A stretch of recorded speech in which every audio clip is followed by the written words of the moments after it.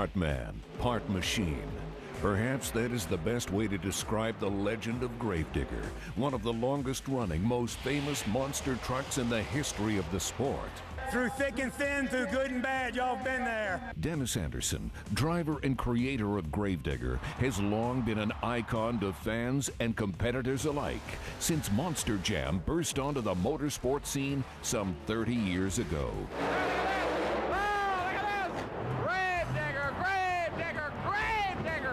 With his insatiable desire to compete, Anderson has brought Gravedigger out of the mud pits of the early 80s into the social fabric of America. I was like, wow, man, these people love that truck. They love me. Dennis Anderson and a Gravedigger. Starting out with just a pile of junk and transforming it into a championship racing team was no easy task. It's rough. I mean, it's not Disneyland out here. You can believe that. Gravedigger's beginnings were less than glamorous. But through his own sweat and perseverance, Dennis not only fashioned a worldwide legend, but became a pioneer along the way. Dennis knew how to put on a show and turn on the crowd. It's like he drove the truck to the edge. He's definitely the grandfather of freestyle. But he couldn't have done it alone.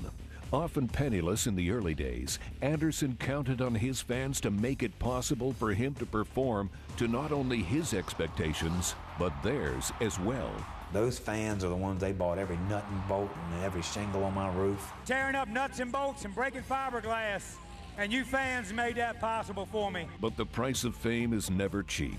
In Dennis's case, his passion for monster trucks has cost him not only years of labor and thousands of dollars, but also led to the sacrifice of personal relationships as well. You know, being more dedicated to the truck than I was my family. Still, Dennis is looking forward to the day he can hand the legacy of Gravedigger to the next driver in line. I want my kids to carry on the Gravedigger legacy. I just want to make sure that I do get a truck as quick as I can because I'm ready to go now. I want to take over and, you know, I want to do it right. I want to dominate everything. Part job and part obsession. It's the story of one man and one machine. 25 years behind the wheel of Gravedigger. My career began in the dirt, in the mud. Same thing I do now. But I've just been doing it for a long time. We started from tractor pulling to mud bogging, went mud bogging with big tractor tires. Then it just blossomed into tug of wars and running over cars to monster trucks with terror tires. So it's one of those deals you had to start out crawling before you could actually fly. And that's what we done in the old days. We crawled. Now we fly. I made up Gravedigger years ago. I had an old truck and it was a piece of junk. I worked for these wealthy people on a farm. It was W. Todd Farms. And I grew up with one of their sons through school. I was a Future Farmer of America, FFA. He had all these nice trucks that were fixed up, and all I had was a piece of junk. And he come down and was picking on me one day in front of a bunch of guys that I worked with. And he said, when you gonna get that piece of junk going, you know? And I told old Gary Todd, I said, I'll take that junk and I'll dig you a grave. And everybody went, woo! Like it was almost a spat and a fight about it. So in the granary there at Currituck Grain, they wrote on my time card, Gravedigger. I ran a bulldozer on the farm too, so I made this big long mud pit and we went out there and just partied around. Had that truck there with the rich boys come down with their stuff. I had my junk together and I dug them a grave right there in front of everybody. I romped and stomped back and forth through that hole. Nobody could get through it but me with my junk. And it just kind of kicked off from there, man. Everybody talked about Gravedigger around our little local community there and said, man, that old ragged truck he's got is bad, that thing goes. And it just kind of, it just started climbing from there, you know. Dennis had found his calling, and it wasn't long before he and Digger ventured out of the swamps and mud pits and into the arenas and stadiums. The first big stadium shows I performed at would be, I remember Houston, Texas, and the Astrodome. That was a highlight of my career. And that was in 1987, I think. And I used to haul my stuff around with this big motorhome or bus with a flatbed trailer. I remember we left to go to that event probably about 3 or 4 days in advance to make sure that we were gonna make it there. And that was the best place. It was the biggest dome. I remember walking down in the thing. When I walked down in the dome and I looked up at the ceiling of that thing and looked all around all those seats, I kind of felt like I got a little dizzy, like, you know, I was like, wow, I can't believe it. I finally got to the Astrodome. I was there in the old Ford monster truck, one of my first old panel trucks with the big terror tires on it. And we went out and I can't even remember what I'd done. I'd done so-so there. I was bad until I broke. That was my deal. Back in the day, I was bad until I broke, you know, and then I wasn't no good then. Competing nationally, Dennis developed his insane driving style and began to attract many admirers because of it. But while the fans' fascination with Gravedigger was growing in leaps and bounds, his win-loss record was showing no improvement. Sometimes I change my style because I have some problems keeping my truck together, and I want to make a few passes, but if I feel like that I stand a chance on getting knocked out of run, I put the truck on kill and go for it. Dennis raced harder than anyone, often pushing the truck beyond its limits, resulting in damaged equipment and dashed hopes. It was his maniacal driving style that led to his first nickname in the sport, One Run Anderson. The term One Run Anderson came back in the old TNT days, and a lot of people might remember that. Dennis Anderson would come out and he'd run so hard in the very first run that he broke his junk. And back then, you didn't have huge piles of cash laying around. You didn't have a big stockpile of parts. He knew that all he had to do was go out there and make one good pass. You know, and he just give it everything he had. If it stayed together, he made two. You know, but he was going to make one good hit on those cars. The other monster trucks, you know, they were clearing 3 and 4 cars back then. Dennis would go out there and clear 6 or 7, you know, just with one run, and if it stayed together, great. You know, if it didn't, he didn't care either. You know, he was just there to set them people on the edge of their seats. They didn't care about who won racing or who won this and that. All they thought about was, did you see how much air Gravedigger got, or did you see how crazy he was? And that's what did it. He may not win the race, but he'll come out and do that one run, and it'll be a spectacular run. And that's all you need to have the fans back you. You just got to be spectacular. You might as well have an on and off switch on Dennis's throttle. Dennis is wide open every pass. He never, you know, took it easy to save his equipment. It was to the boards, whatever happens, happens. And a lot of time he blew the stuff up or broke parts and all, but it was spectacular in the process. He went out there and laid it on the line every single pass and said, this thing's either going to make it this one pass and it's going to be the coolest thing you've ever seen in your life, or, you know, I'll make it back another round, but I guarantee you every pass I make is going to be the coolest thing anyone in this arena or stadium has seen in their life. And he's done that. The great thing about having the Gravedigger in those days was you knew you were going to get a big crowd. And the scary thing, especially from an announcer's point of view, is that you just weren't sure what you were going to get. Because Dennis's equipment a lot of times back in those days would barely make it to the next show. And Dennis was always that way. If he knew he wasn't going to be able to get much done, he was going to make sure that everybody got a show. It was because he went out and he didn't care. He let it loose, and if it broke first round, he didn't care. Let me come back out and do a little bit of freestyle or a little bit of something that, you know, make people happy that I'm here. And that kind of opened the door. My truck has really gotten popular in the last couple of years because of my wild driving style. It's an old, unique truck. It's a different truck. And I'm an underdog coming up from the bottom, coming to the top quick. I wanted to run so hard, I'd done so bad, that each time that I went, that I just wanted it so bad that I just wouldn't drive it easy enough to make sure that I had everything right.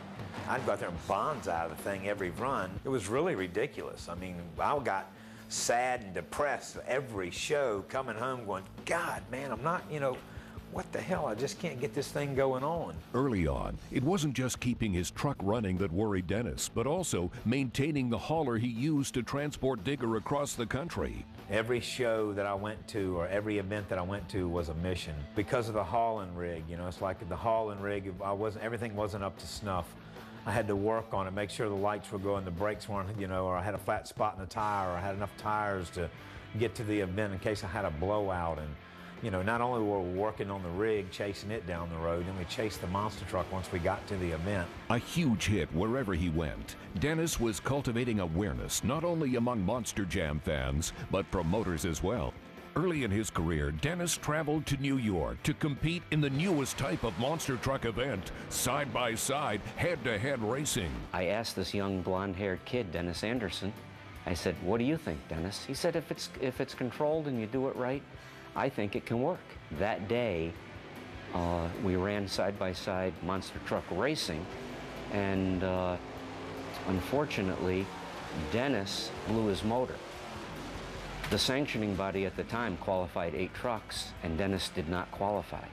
At the end of the meet, Dennis said, Mr. Promoter, I don't have enough money to get back home. I mean, I was on the down and outs. I put on a good show for him. I crashed it in the wall, and we took a couple loaders and loaded that thing on the trailer, and I was looking pretty sad when I left from there. And he said to me, could I borrow $185 to get back home again so I can get this fixed? And I thought about it and thought about it and thought about it, and I said about Dennis Anderson, this guy is a star. If he sticks with it, he's going to be a star. And I said, Dennis, here's a $1,000 bill. And that's how Dennis Anderson and I got started with the first side-by-side monster truck racing. He pulled out extra $1,000. Extra $1,000 back then, buddy, was like getting $5,000 nowadays. And I'll never forget him for that day. As far as the fans were concerned, Digger didn't have to win to become popular. Even if one run was all they saw, usually it was spectacular enough to leave a lasting impression. Dennis knew that without the support of his fans, his dream would end. That was the reason he pushed his truck to the limit every night, spending almost more time fixing it than racing it. Still, no matter how busy he was, he always made time for his fans. It was like, wow, man, these people love that truck. They love me. And I was always kind of personal to them. You know, I never walked away from my fans and never discarded anyone. You know, when they come walking by, I would stop doing what I was doing. And back in the day, I wrenched on that truck. So if they come got an autograph from me and they walk around the pits, I had transmission fluid dripping off of me because I was tearing up some transmissions and stuff. I'd say, you know, about 1988, 89, that's when I felt like, hey, man, I'm really somebody out here. These people love Gravedigger. You could see it with the novelties. I mean, he was spectacular, and, you know, he may not have won the show, but everybody wanted a Gravedigger t-shirt because he was such a wild man when he drove. You look in the stands and you see all these people with Gravedigger shirts on. You know, there was other trucks out there that had shirts for sale, but there was a whole lot of Gravedigger shirts in the stands. By the mid-'80s, Dennis's reputation as a wild man was well known, but he was still maligned by the one-run curse. That was about to change, however, as Dennis found himself in the final round of a nationally televised event going up against one of the toughest competitors on the circuit. St. Paul in 1986, I beat Bigfoot on national TV. Anything goes. The superstar.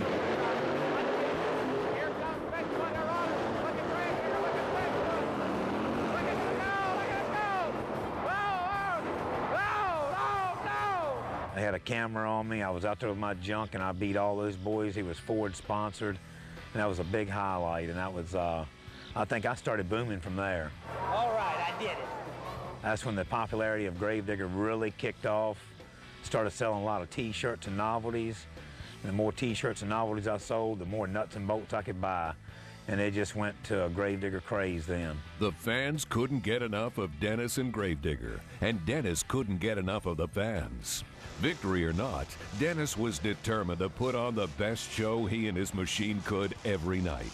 I'll tell you, you know, when I line up against some of those bad boys over there, I don't even think about looking at them. It's me and Gravedigger on the line then. And some of his biggest admirers weren't found in the crowd, but in the pits. One thing I remember from many years ago was back in the late 80s, Raleigh, North Carolina, and he came off the last set of cars, veered off the track, never lifted off the throttle, clipped a telephone pole out in the infield, and kept on going. But that will stick with me forever. I was there the day at Lebanon Valley, and that's the night that Dennis went out and ran that truck harder than I've ever seen it, got up into turn number 1 and rolled the truck. We just happened to have a camera and a mic on him. Here we go, getting ready for a thumbs up. Gave him a thumbs up. Thumbs up.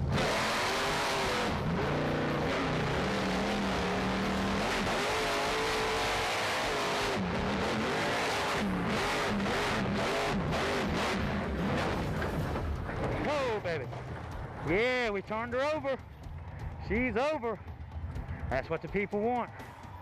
That's what they got. And I got a tore up truck. Back in like 88 or 89 when we first started doing the Louisville Motor Speedway racing the big figure 8, that was the longest track we had ever seen, not only in length, but I mean in time. Dennis, he had some wide, flat Firestone tires that would really hook up on that asphalt really hard, and you know, he could go into turns faster than anybody else, and you know, he would hit that figure 8. The cars were sitting in the middle, and he would hit it wide open.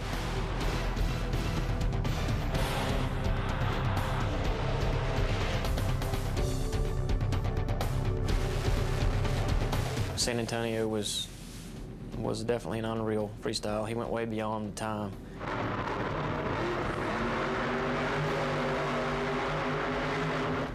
And just kept hammering that truck and hammering that truck and hammering that truck until it wouldn't take anymore.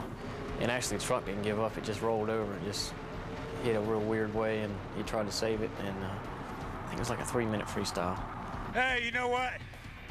I can't even catch my breath right now. The adrenaline gets going so good, I feel like I'm chasing that truck around out there.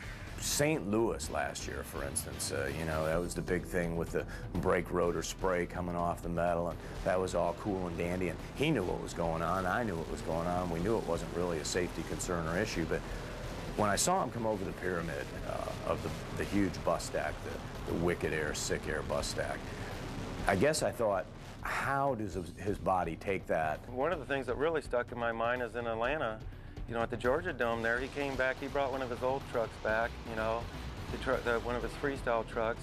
He did a wheelie, you know, he backed all the way up from one end of the building and he pulled a wheelie, and it was just vertical, and he rolled it all the way to the other end, you know, and it was just showing full control of the truck. But that one there where he just set it back on the tailgate and was just kind of playing with it like a little dance, you know, all the way to the other end, that just impressed me. I don't think I ever saw a crowd literally standing before he came out on the floor as it was in Minneapolis the time he came after the controversy of the officials shutting him off 30 seconds into the run when he bumped into the wall protection. I'm ticked off right now and I want to apologize, but I'll sign autographs up there as usual, man. Service with a smile. Just a raw call tonight, and I don't appreciate it. You officials up there, you know who I'm talking about. And that was controversial, and you can have that argument all you want. But Dennis was determined that when he came back, nothing was going to stop him from, as he put it, screwing that truck into the ground. And he did exactly that, and he was amazing that night. And he was just one of those nights where he was going to take it to any level it took to take it to, and he did. Yeah. Racing Dennis at Pontiac a couple years ago sticks in my mind only because I was racing him and he had me beat, you know, coming into the turn, and it's more my truck getting crazy. You know, he had me beating to the turn, and I came around the turn and seen he had me, and I just hammered it, and I must have held the rear steer. I did something stupid, you know. And after the finish line, I'm just cartwheeling the thing, and he is already turning around to go back to the pits, and he's like, "What the heck are you doing, Jimmy?" We get back to the pits, he's like, "Man, I seen you," and I'm like, "What are you doing, Jimmy? It's not freestyle." And he's all, you know, in his Dennis voice going on, and it's like, that's going to be memorable. I've seen him do, you know, because I've been doing it 10 years now, and I've seen him do so many crazy things, so many amazing things that not really one sticks out. I mean, they all stick out. They all stand out. Any memorable moments with Dennis? Every weekend, you know, there's never a dull moment when Dennis Anderson's out there freestyle.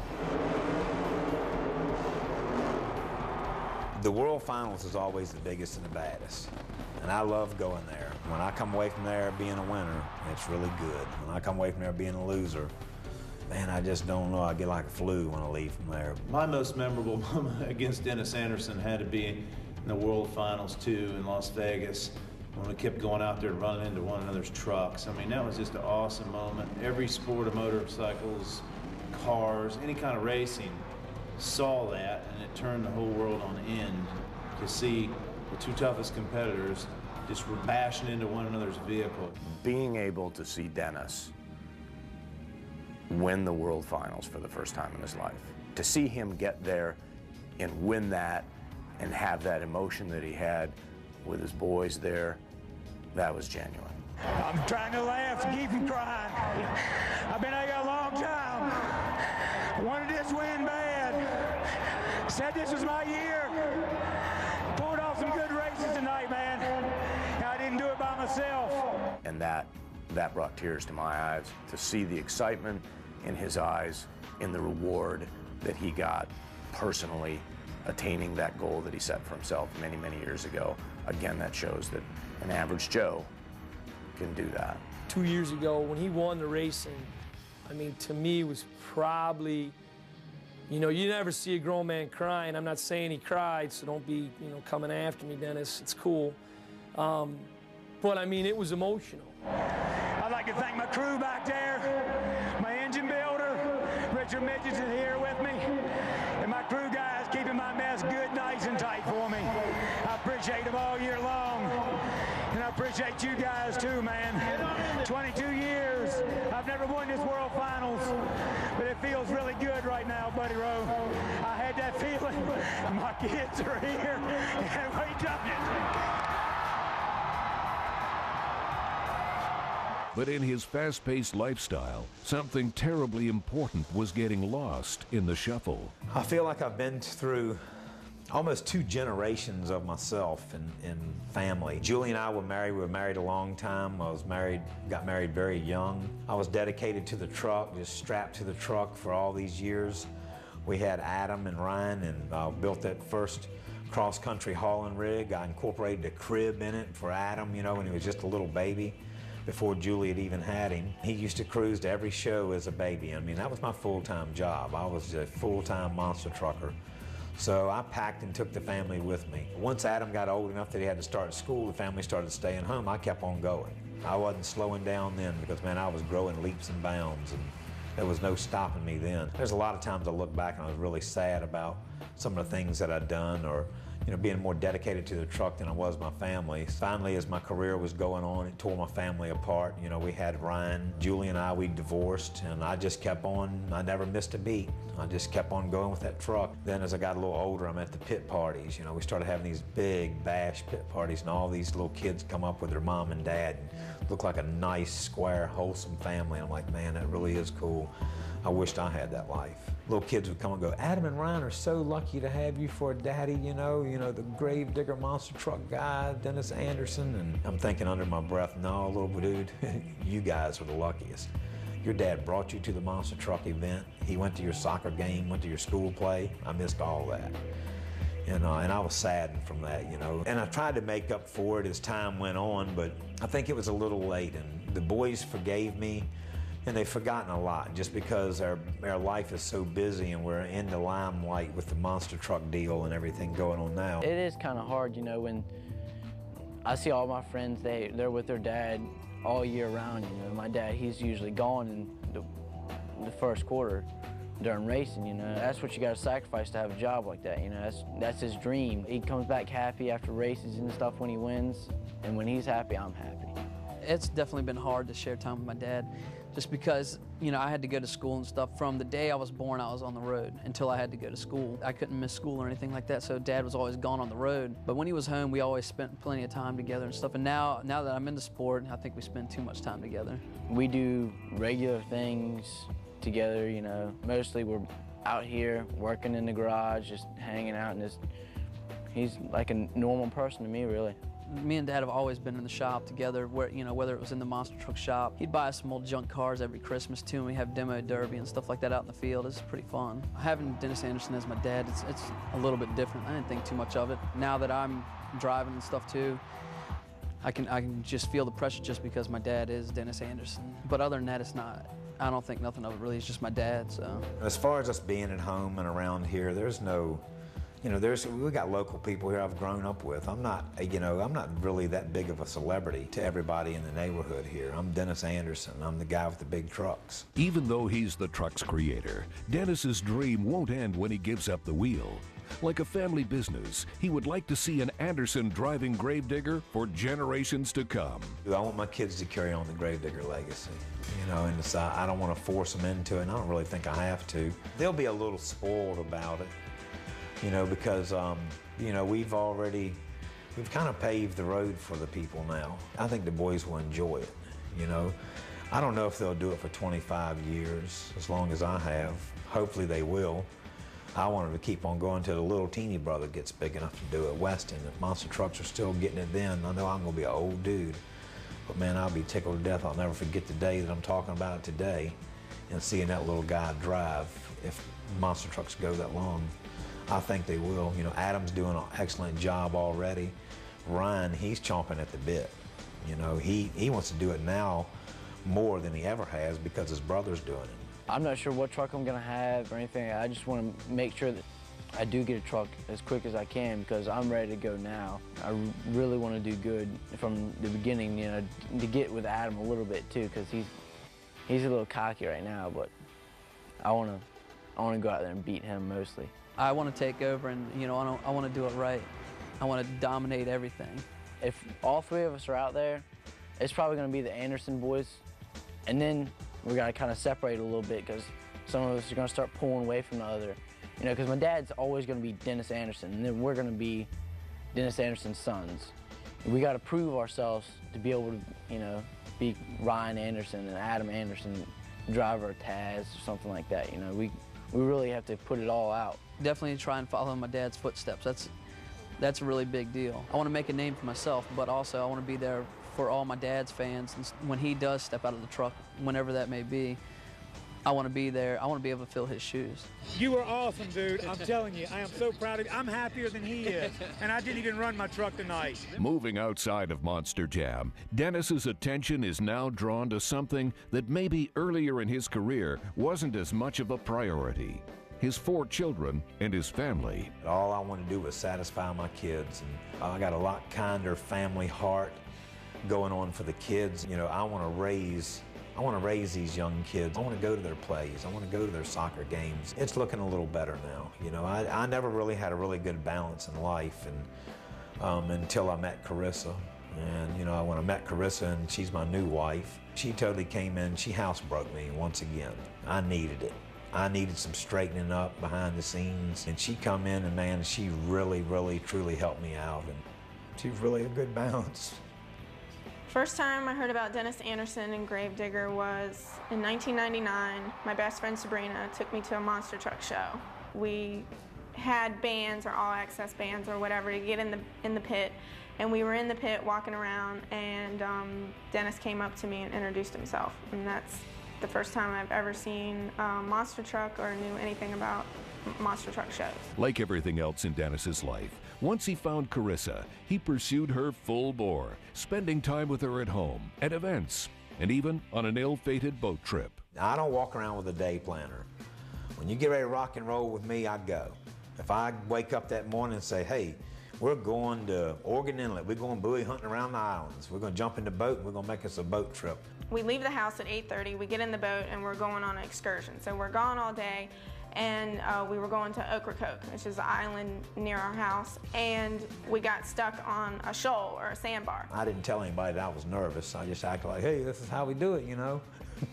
Man, I sailed that thing about 1 mile up into the middle of a reef, and the wind was blowing, the wind was taking the water out, tide was changing, and the tide was going down, so we had 2 faults on us right there, plus me running up in the middle of the biggest reef on the backside of Ocracoke Island. We were trying to push the boat off of the shoal. We couldn't get off, so we had to end up staying the night on the boat. And it was a boat that, it's like a center console, like a fishing boat. It's not something that you would sleep on. So we were really bad sunburned, dehydrated, everything, and we're trying to push the boat off, and we're getting mad at each other. Make a long story short, we got stranded. We were there for 24 hours. And so we end up spending the night on the boat, but during that time, he says to me, he goes, if we make it off this shoal alive, we're getting married. And she looked at me and said, are you serious? I said, yeah, we're gonna get married. So that's what we done. I mean, we didn't get married right after we got off the reef, but that was as close to a proposal as you could get. That was it right there. On March 20th, 2005, Dennis and Carissa took yet another excursion. This time to a small chapel in Las Vegas. I figured if we're going to do something, let's kill 2 birds with 1 stone. We're going to already be in Las Vegas. A lot of people get married in Vegas, and it's easy to get married in Vegas. Let's do it there. The wedding in Las Vegas was an intimate little thing. It was just immediate family, and it was at a chapel. It was Cupid's Chapel. I kind of cried the whole way through it. I felt like I kind of ruined it, but it was a nice wedding, and it was short and sweet. She turned out to be a good woman for me, and we got married, and she better stay married to me. If she don't, I'm going to smash her grandma's house with my monster truck. Away from the track, Dennis likes to take more time for family. But even so, he still can't turn his back on a good adrenaline rush. I love going on an airboat, going on an airboat tour and go out and see an alligator. That's, you know, I don't get to do it but once a year, and when I come down here to go to Orlando show, that's where I stop. But everybody don't know where to find these alligators at, but there's one man down here on this point at this lodge that can put you on an alligator 24/7, and it's my buddy Carl. Good to see you again. What's up, man? Not much. This old guy right here, he's a guide. He could take you fishing, he could take you hunting, sightseeing. You come down here and this is the man that can get you on it. Okay, if I push it forward, that puts me left or right? It puts me right. Back that way is left. All right. Don't roll us over. Okay, I'm gonna try not to.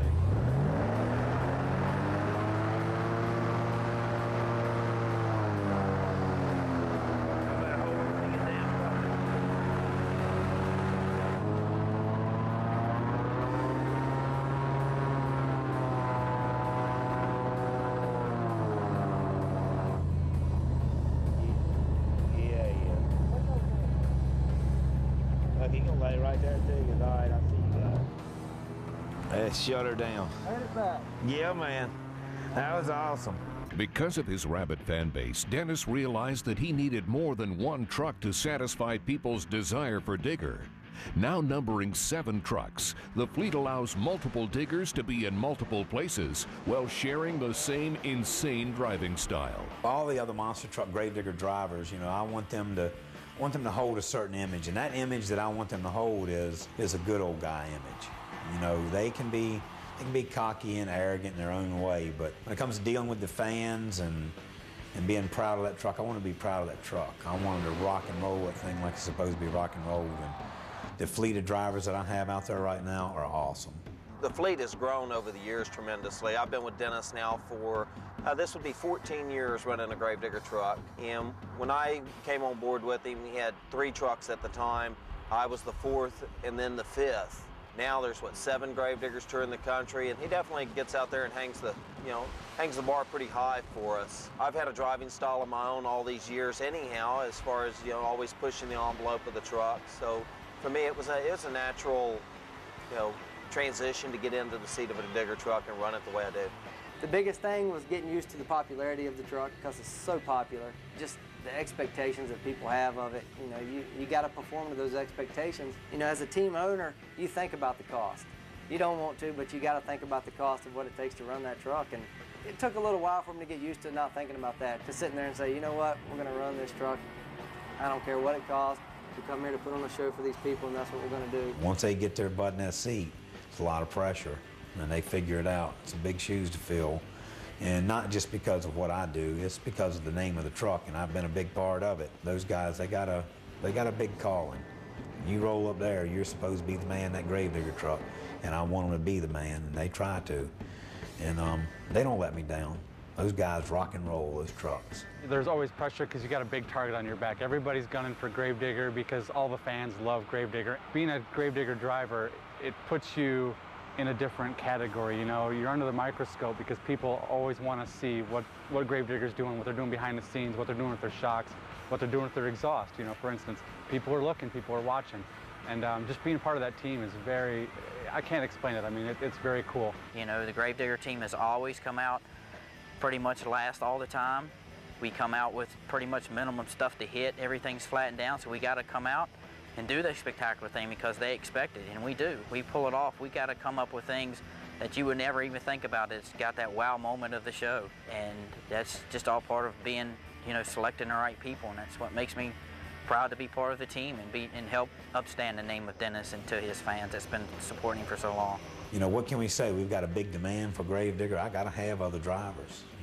We've got to have those drivers out there, and I think the guys do a good job for me. It's cool to be part of the team.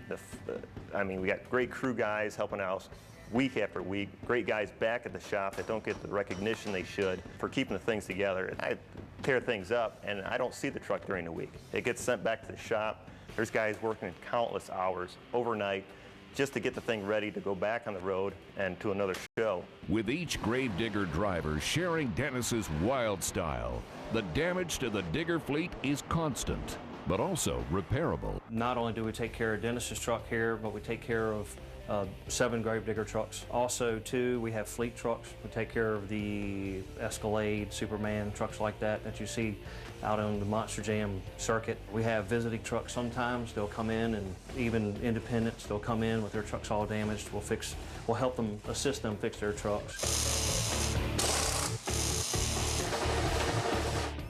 And entering my favorite room in the shop, this is the House of Power.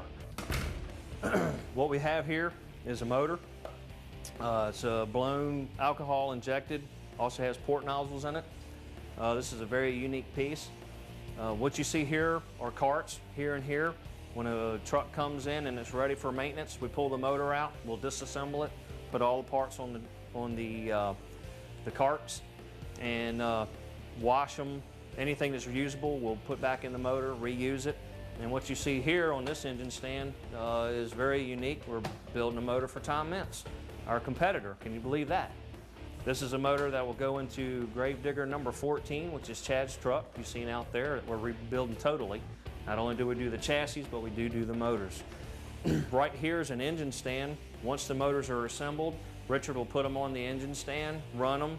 We'll run them through a heat cycle, retorque the heads, run them again, and retorque the heads again, and check the compression. This is our shock and rear end area. Josh Garcia, he takes care of all of our shocks.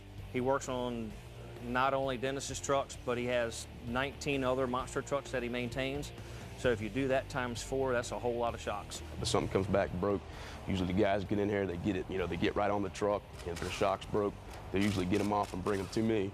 And then, we'll go through them and fix what's broke or try to tweak on them. If a driver says, okay, it's stiff here or it's loose here or something's wrong on this corner, we'll focus on that and really go through and just do a maintenance style deal on all the shocks. What I expect from the guys in the shop is when we roll in from off the road, these guys are standing like soldiers on deck, ready to jump on this truck. That truck's got to be dismantled. All the planetaries, all the differentials have got to be inspected each time it rolls in every week, just in case something's twisted or cracked. So we're not rolling out at the next show, breaking axles or flinging planetary parts apart. I expect a lot out of them, but they know it. That's the flagship truck, is the truck that I drive, and they're proud to be a part of it. So they get on that thing and pull some late-nighters, and they get it going in tip-top shape and get it back out on the track for me. He expects us to do our job. He expects us to expects his truck to work when he gets there. So, whatever he says pretty much goes. He expects his truck to be sound. He expects his truck to be right when he gets in the seat. He doesn't want no problems, and a lot of time he does deal with problems, and he's good about it because, he doesn't come back ranting and raving, but he'll definitely, tell you what's wrong and what's this and what's that, and give you his input and tell us, because Dennis his knowledge of monster trucks is unreal. I've got young guys on the team. The youngest guy that I've ever had managing my team, really, as far as being the nuts and bolts man out on the road, and he's doing a jam-up job. He wants it right all the time. He don't want any excuses. Most of the time when it breaks, it's because he's running it so hard, and parts failure. But he wants it. If he comes out for intros and it breaks right there, he's not happy. You got to know what you're doing to be with Dennis, because he goes through a lot of parts. And so he's a lot harder on stuff than other people are, just because he drives so hard. And it's a lot of late nights and early mornings. Sometimes you're up 2 or 3 days straight just to get stuff ready to go. Having a space dedicated to repairing the trucks was one thing, but Dennis also wanted a place where he could share them with his fans. We created Digger's Dungeon in 1992. Is when the doors first opened up. I had a ride truck going on out here, and I was really proud of the place. It's gonna be, it's not yet, but it's going to be a place for the fans to come in, check out. We have people from Ohio, New Jersey, New York, all on the northern East Coast. That's why we created this deal here, and it's like my own little digger land. It was nothing like it is now as far as being full of merchandise. You walk into my place, it's a pretty big building. I had, a few racks of T-shirts scattered all around, and I was like, wow, man, this is, then I had to start decorating it up with some stuff. I'm putting a couple old pro street cars in there and stuff like that, but it was always a small attraction for the people. It's a little break for them. When they're going on vacation, they can swing right in here. They can check out the trucks, view where they're being worked on, built, or repaired. Come in, buy them a souvenir, get them a cold drink or something like that. It's worked really good. It's gotten bigger and bigger. Matter of fact, we're talking about expanding the facility over there right now. And for now, y'all just come on down to the Digger's Dungeon and get what you can see right now, because another year or so, you might get a surprise. I might even have a big museum like I always wanted down here. Roaring onto the monster jam scene in the 80s, Dennis has defined his sport for more than 2 decades. Thanks to his fierce sense of competition and his endless dedication, his over-the-top approach to racing forced other drivers to constantly step up their game. But it was often the show he put on afterwards that made him an entertainer, a legend. and a pioneer. I think a lot of the other drivers and stuff have watched my dad and learned how to just deal with the fans and just drive the truck and bring the sport to another level, you know, with the freestyle and stuff. It's crazy that he's brought it to the level he has today, and it's still, you know, it's still up there. Dennis has took the sport to a level I don't think anybody anticipated it would go. Dennis was one of the founders of freestyle. Actually, I think he was probably just out playing around after racing and said, this is pretty cool, you know, let's do something with it. You know, so, and he's brought a lot to the table. He's been doing it a long time, and I think we have Dennis to either thank or wave a finger at for bringing out the freestyle as we know it today, because he just made it bigger and badder and brought out more stuff to hit and run over and created more ideas, and it just snowballed from there.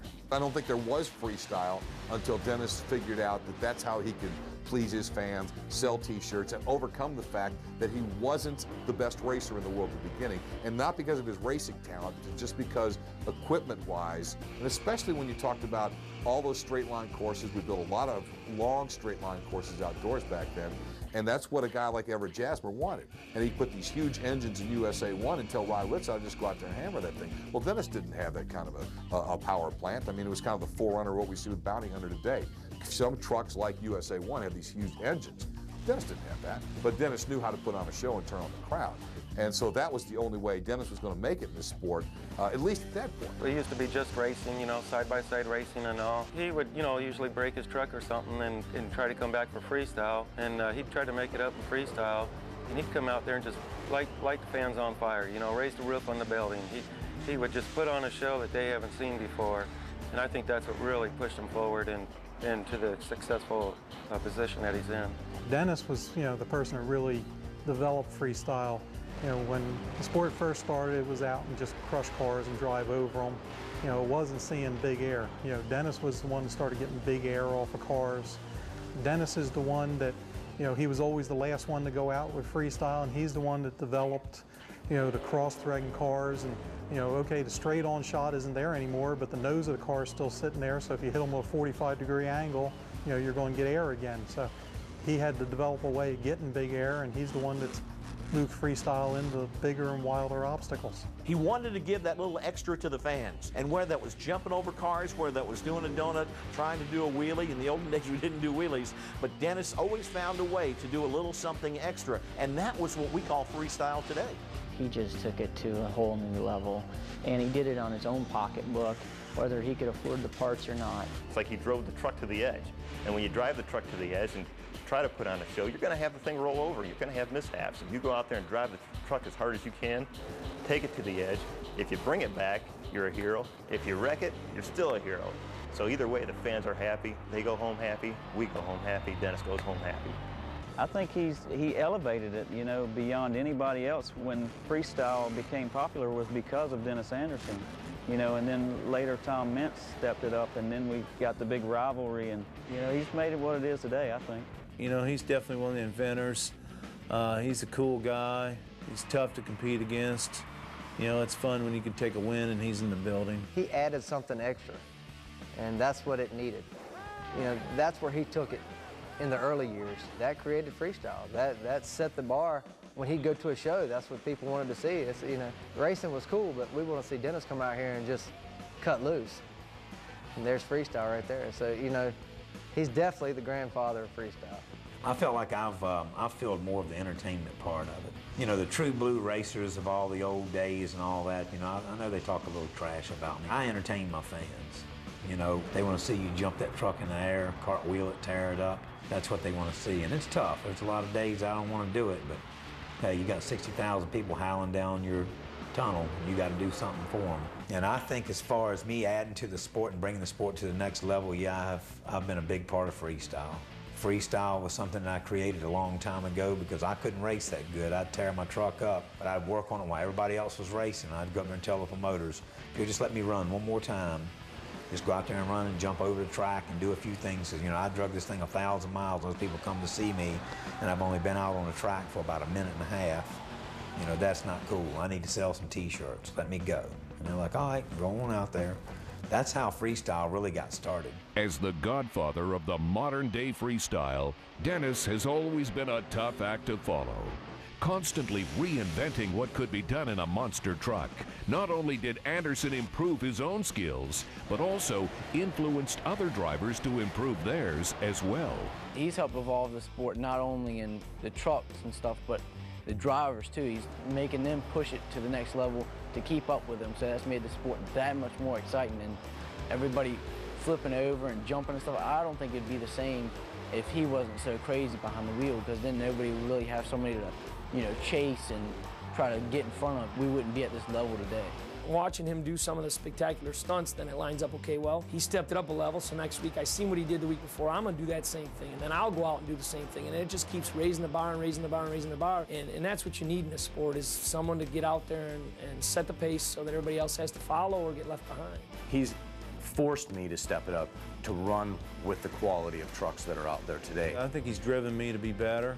Whenever he's there, I want nothing more than to win. I know he feels the same way, and I know when I'm not there or he's not there, we don't feel like we got a true win. When I first started in the business, I'd drive out there, I'd have me an old piece of iron, I'd be out there trying to run with them, and they'd run off and leave me. By God, I'd go over there with a tape measure and a piece of paper, and I'd write down what was wrong with my truck that I could fix, that they had fixed on their trucks, to kind of copy it. And Dennis always said, he said, young man, if you can go out there and you can do that, he said, you can have at it. He's always trying to get the truck better for the following year.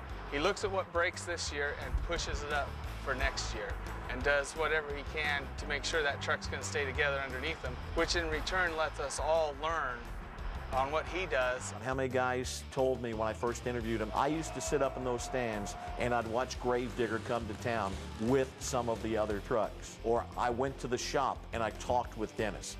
Dennis has been the sole person, I think, that really and truly has helped gel this monster jam that we know today to be the big success with the millions of fans around the world. You pull up against Dennis, you want to beat him. I mean, whether it's a qualifying pass or just a test run, you want to beat Digger. You want to put him back in the trailer. That's been his MO forever. Anybody races Digger wants to beat him. So every time he pulls to the line, for the last 25 years, no matter who it is, they're out to beat him because he is Dennis Anderson. But what I take from him is, even when Dennis loses, he loses with grace. I mean, he's not mad.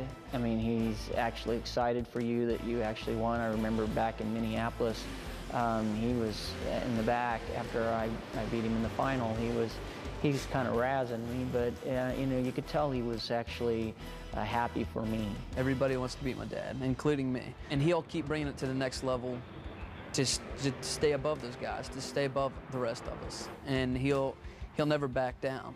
He doesn't. He just can't. I know he can't, because I feel like I have it in me too, that I want to beat him so bad. He won't back down, and he makes the other drivers go harder and do things faster too, I think. Dennis's influence on myself and other drivers as we went through everything was, you got to keep your momentum going when you're running. You don't take your time and get lined up for any hit. You don't turn around and back up to get lined up good. When you take and whip it around and you're going to cars, you don't take that extra time to line it up, hit it crooked, make the truck land a little bit out of shape, and I think that's the biggest influence he's had on everybody. At the heart of his desire to fearlessly challenge himself and his machine is a certain group of people, a massive following that he feels are as large a part of the Digger legend as he is. His desire to give the fans what they want, no matter what it is, whether they want to see the truck roll over, get huge air, whatever. He just has a passion to give these fans their money's worth every time they come to a Monster Jam event. Because he has the will that nothing's gonna stop him. The fans been with him for 20-some years, and he knows without them, he wouldn't be here, we wouldn't be here, the 7 Digger trucks, all the other trucks, everybody, we wouldn't be here, and he just strives to do whatever he can. I think the reason Dennis has been in this business so long is, one, he loves it, as much as we all love it. Secondly, I would have to say is his drive to keep true to his fans and not just leave his fans hanging. There's a lot of Dennis Anderson fans out there. His love for the fans, for the sport, just keeps him coming back year after year. Dennis has lasted so long in the business for going on 25 years now, because he is part of the fans. He knows the fans. He loves just making them happy. He just loves being the Gravedigger, and he loves the fans the way they relate to that truck. And that special bond he's always had with his fans, that's why he signs more autographs than anybody in the known world. I don't care what country music singer, what NASCAR star, nobody signs more autographs than Dennis Anderson. Nobody enjoys his time with the fans more than Dennis Anderson. He cares about the sport. I mean, he truly does. If you ever just sit down and talk with him, he loves what he's doing. He loves the fans. I can't picture Dennis doing anything else but what he's doing. I tell you why Dennis has lasted so long in this business is because of the fans. Those fans drive him to no end. I don't know what goes on in his mind. I don't think anybody does except Dennis. You know, he's such a well-rounded monster truck racer. He's going to be here quite a few more years. He's never made enough money to be able to do anything else. I don't know. Honestly, what I think has kept Dennis Anderson going is he's got a lot of fire and a lot of drive in him. And he doesn't just want to go out there and drive the monster truck. He wants to go out there and he wants to be the man. That's a tough task. But at the same time, what I really know that keeps him going is his fans. You know, the person himself has brought so many fans on. I mean, I guess he was the first person I would say that ever really crossed over, and he became more popular than the truck. Without a doubt, it's his fan base. It's his want to please the fans. All right, look right here. Look in the camera. Look at this camera right there. Look at that. All right. Put up thumbs up. Give him thumbs up. Right on. There we go. And it's just amazing to me the heart and soul that he has poured into this one truck, you know, this one team. Dennis is always great with the fans. He, you know, acknowledges the fans all the time. That truck's never had a corporate sponsor, and it's because my fans are my sponsors. Thank y'all for every T-shirt, every toy that you ever bought, because you bought every nut and bolt for the old truck. I turn these fans on, and I enjoy doing that. As long as I'm capable of driving, it'll always be that way. If you'll watch any interview and listen to any interview with Dennis Anderson, he never, ever forgets the people that brought him to where he is today. I've been out here, man, and you guys have been here for me.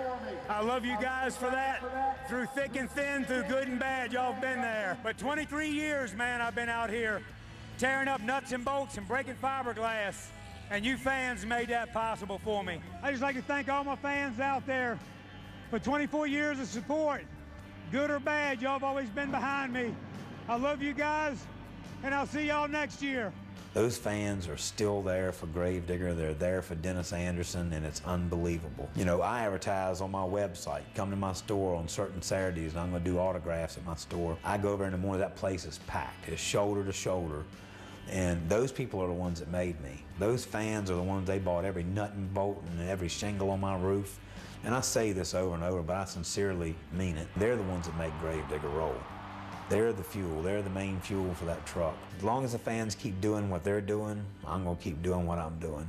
They're the ones that make me, and I'll never forget that. During his long career, Dennis has raced hundreds of competitors.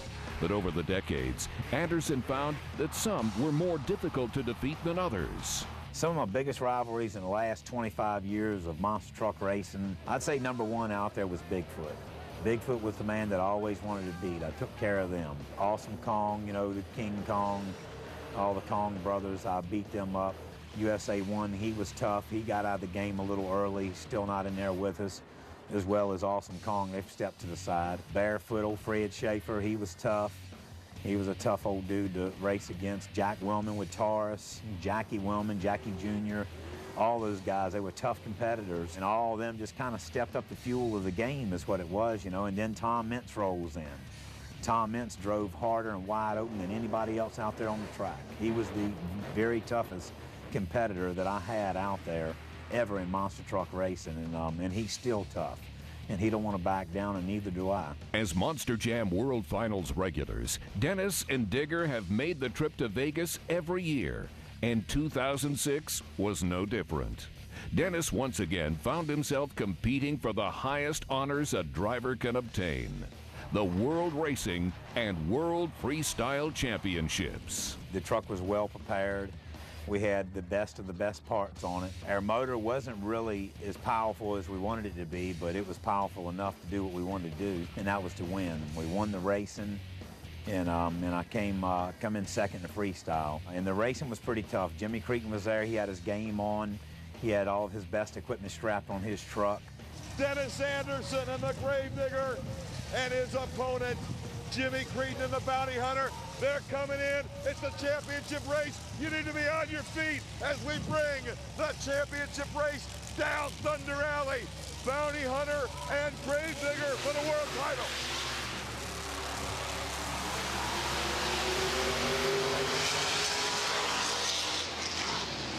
Digger has a slight edge into the turn as they come for home. Bounty Hunter again cuts a nice turn to the finish line. We will wait for the replay, but it appears the icon has done it again. Somewhere, Gravedigger, it appeared, found an ounce extra. Watch it, watch it. Dennis Anderson has done it again. And it was good, it was successful. It was a great way to end the season, really. Having had such a tremendous impact on the sport, it's hard not to speculate what it will be like when Dennis finally steps out of the truck for the very last time. What I'll miss most about Dennis is he gives some pretty good interviews. He's pretty spontaneous. I don't know. I think it's a short-term memory deal. I forgot to go another lap was the deal. Like I thank Subway for feeding us. That's why I'm so chunky. I guess that's what I was doing. I think a squirrel jumped in the cab with me. I got squirreled up. I couldn't get it right. When Dennis retires, it's going to be like an end of an era in the sport. When he's gone, you know, we're still going to have great monster jams, but just something about that aura Dennis brings to it. When he's there, it's the event. You know you're at the biggest show in the world that given night. And for somebody like me, well, you're going to be even more fired up. You know, you're at the big one. That's where you want to work. I don't know that anybody is ever going to reach his status in the monster truck business. Everybody knows Dennis Anderson. When you go to other shows, I don't think there's one person don't come through the autograph line asking where Dennis is if a different digger is there. Definitely lose something. It'll go on, but we're going to lose a superstar, a legend. It'll kind of be a sad day when Dennis retires. But like I said, I think his sons will carry it on. I don't think the fans will be let down in any way. They'll get an equal show. You know, I'll miss competing against him. I'll miss watching him because, like I said, he's done some stuff that I can't believe no man or machine can do. You know, the truck's out there. He's got some great drivers in it now, Charlie and Dennis, and them guys are Pablo. They can definitely run with Dennis. They do it, but it's still the allure of Dennis Anderson. It's still his name, and yeah, it won't be the same. Oh, I'd miss running against him. I love to run against him, you know. You come to the line with Dennis, you know it's game on, you know, and if you win, you've earned it. I've beat Gravedigger a few times. He's beat me probably a bunch of times, you know. It's just a great feeling to be able to go out there, run with him, run side by side with somebody like that is awesome, and occasionally pull off a win is just unbelievable. Just his whole persona, just being around him, he's a whole character in himself. Hey, don't go nowhere, because Digger's in the house.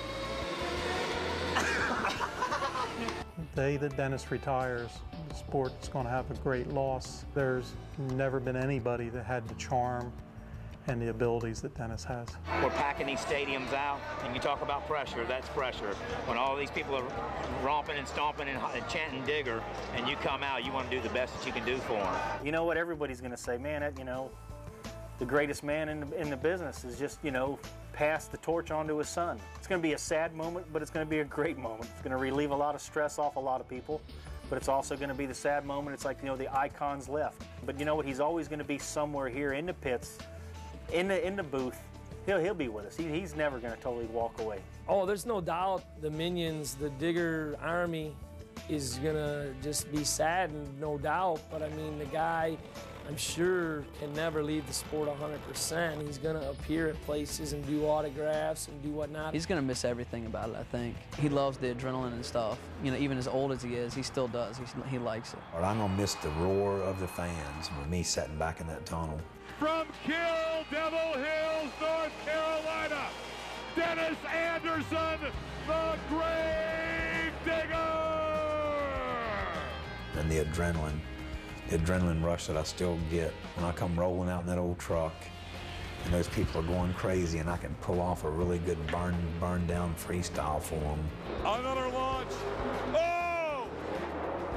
Huge! He's back on all fours! That's what I'm going to miss. I think just the loyalty he's got to the fans, they're going to miss that. But he'll still be around. He's not going anywhere. I mean, his kids are coming up. He'll be there with them all the time and stuff, so He'll still be there. He might not be driving, but he'll still be around. I don't think we'll ever see the end of Dennis Anderson, and nothing would make him prouder than to see one of those boys of his get back in a Gravedigger truck and keep that tradition alive. I want him to be the racing and freestyle world champ, and that's a lot, but still, I think that would be an awesome way for him to walk by. But I do want to beat him at least twice in racing and freestyle before he leaves, though, just to make me feel good. I don't think my dad's going to completely ever leave the sport. He'll always be around somehow. He wants to leave the sport with me, you know, beating him at the World Finals or something like that. I want both of my boys, Adam and Ryan both, to come to the World Finals.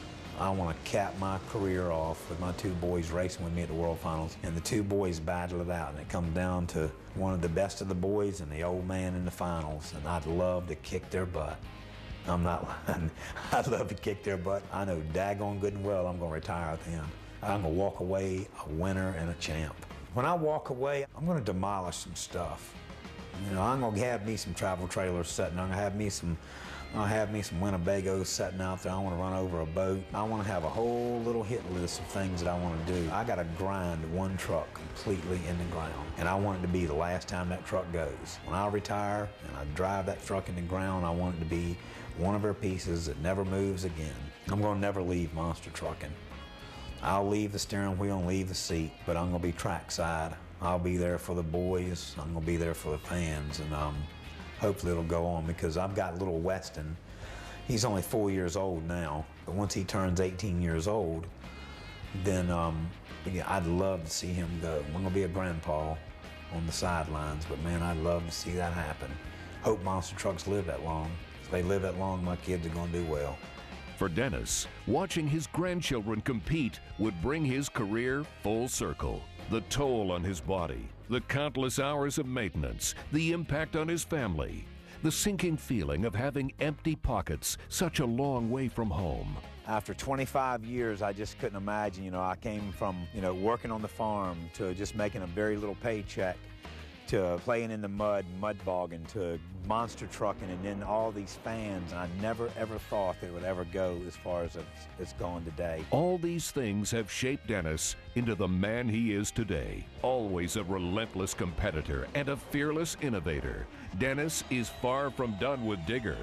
To this very day, he still dares other drivers to elevate their skills and also challenges the sport itself to constantly evolve. 25 years ago, a legend was born out of a simple pile of junk and the boundless imagination of one man.